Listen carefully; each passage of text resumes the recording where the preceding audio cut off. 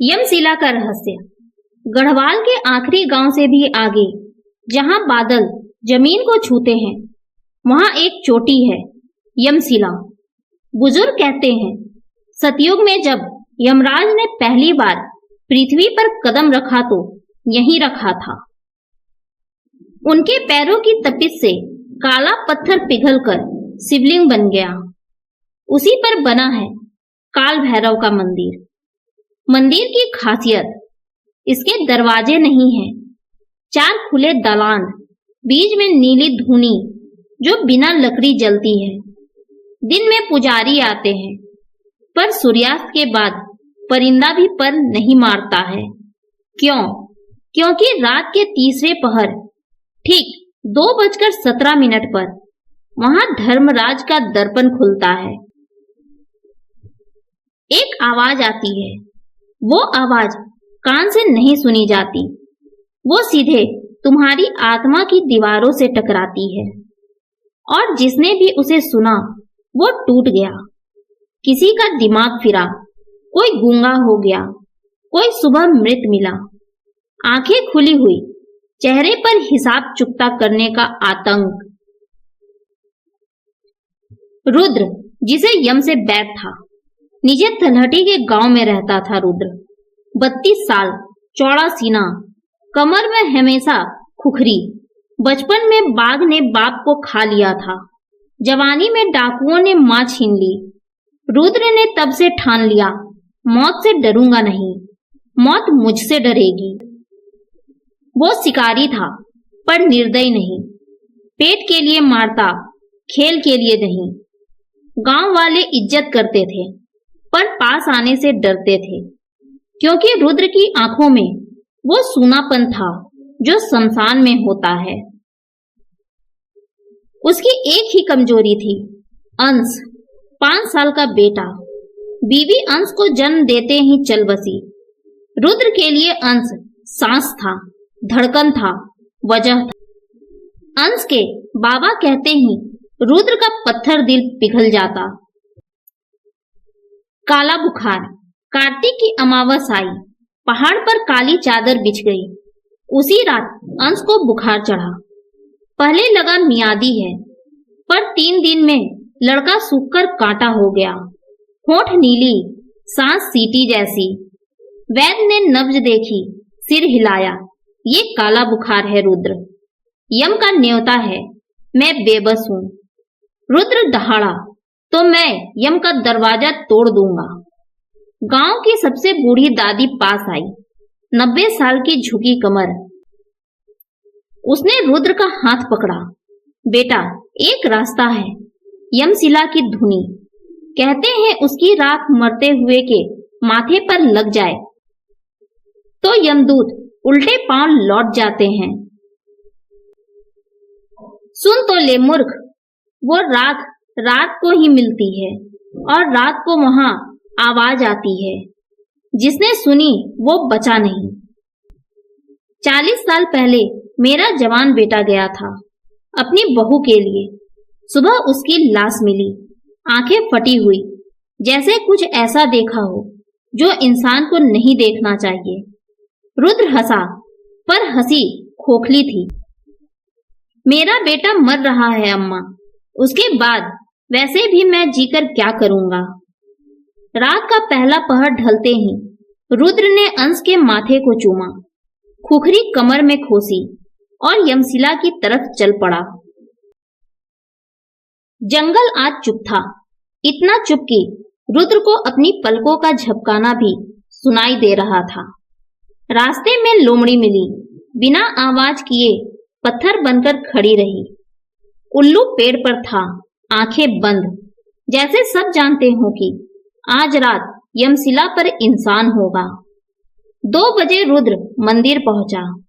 चांद नहीं था, सिर्फ धूनी की नीली लौ से रोशनी। वो लौ कांप नहीं रही थी, जैसे हवा भी यहां आने से डरती हो। रुद्र आगे बढ़ा। जैसे ही उसने राख के लिए हाथ बढ़ाया, रुद्र, वो आवाज नहीं थी, वो फैसला था। रुद्र के घुटने जवाब दे गए। वो आवाज कान के पर्दों से नहीं टकराई, वो सीधे उसकी रीढ़ की हड्डी में उतर गई। हाथ पैर सुन्न, खुखरी छूटकर गिरी, आवाज नहीं आई।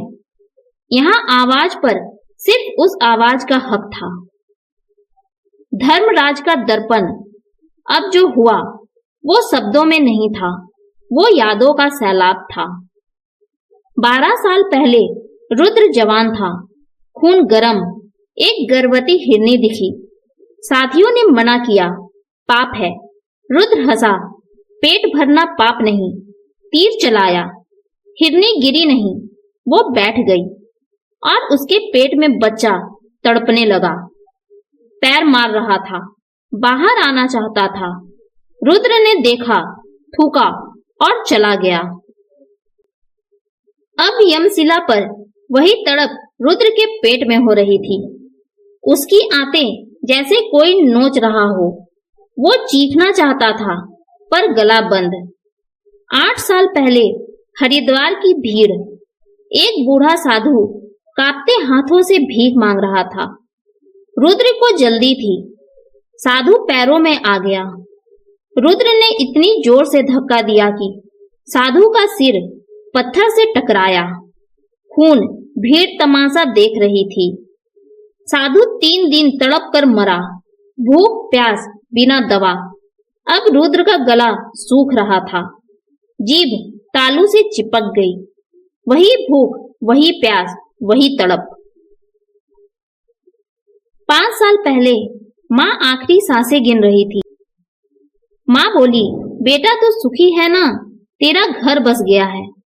रुद्र उस रात जुए में बीवी के गहने हार कर आया था, ऊपर से शराब।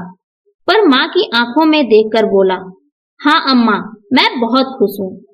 माँ मुस्कुराकर मर गई। अब वो झूठ रुद्र के जबड़े को जकड़ रहा था।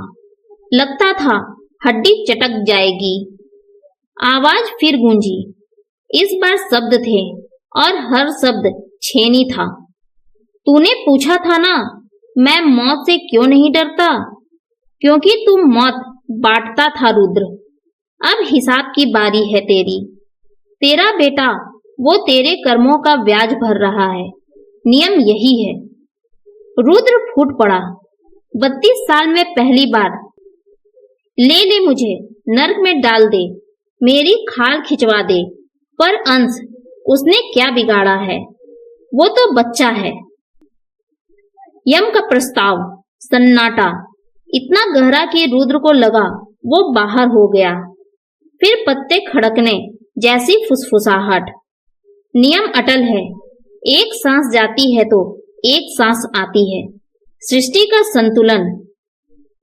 पर आवाज रुकी। रुद्र को लगा धरती ने सांस ली।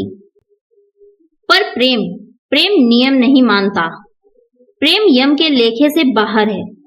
अगर तू अभी इसी पल अपना जीवन मेरे हवाले कर दे, बिना डरे, बिना मोल भाव, तो मैं लड़के की डोर वापस भेज दूंगा।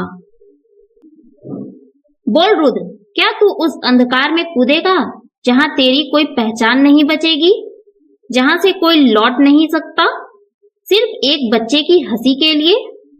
रुद्र ने आंखें बंद की। अंश का चेहरा आया। पहला कदम, पहला बाबा। बुखार में भी उसका सीने से चिपकना। रुद्र उठा, आंसू पोंछे। आवाज अब पत्थर थी। मंजूर है, पर एक शर्त। वचन दे कि वो जिएगा, 80 साल जिएगा। उसकी आंखों में कभी ये डर ना आए जो मेरी आंखों में है। एक पल फिर लगा जैसे पूरी चोटी ने सिर हिलाया हो। धर्मराज का वचन है, तथास्तु। रुद्र ने धूनी से राख उठाई, माथे से लगाई। नीली लौ एक पल को सुनहरी हुई, फिर सब शांत।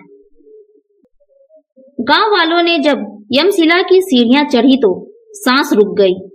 सबसे ऊपर धूनी के पास रुद्र बैठा था, पीठ मंदिर से टिकी हुई, गोद में अंश। रुद्र का चेहरा अजीब था। मौत का नीला नहीं, एक अजीब सा सुकून। जैसे मजदूर दिन भर दिहाड़ी के बाद सोता है। और अंश कुनमुनाया और उठ बैठा, गाल लाल। उसने रुद्र का ठंडा हाथ पकड़ा और बोला, बाबा भूख लगी है, घर चलो ना।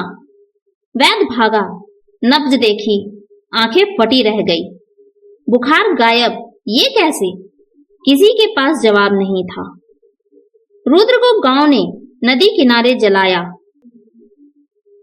पर चिता की आग नीली जली, धूनी जैसी। अंश को दादी ने पाला। वो अब 25 साल का नौजवान है। शिकारी नहीं बना, वैद्य बना। हर अमावस को अंश यमशिला जाता है, धूनी जलाता है, राख माथे पर लगाता है। गांव वाले मना करते हैं, वो हंसता है। बाबा ने डरना नहीं सिखाया। पुजारी कसम खाते हैं कि अंश के जाने के बाद ठीक 2:17 पर चोटी से एक आवाज आती है। पर अब वो आवाज आत्मा को तोड़ती नहीं, वो पूछती है बहुत नरमी से, आज कितने जीवन बचाए बेटा? और हवा में अंश की आवाज लौटती है, जितने बचा सका बाबा। कहानी खत्म होती है, पर एक सवाल बाकी है।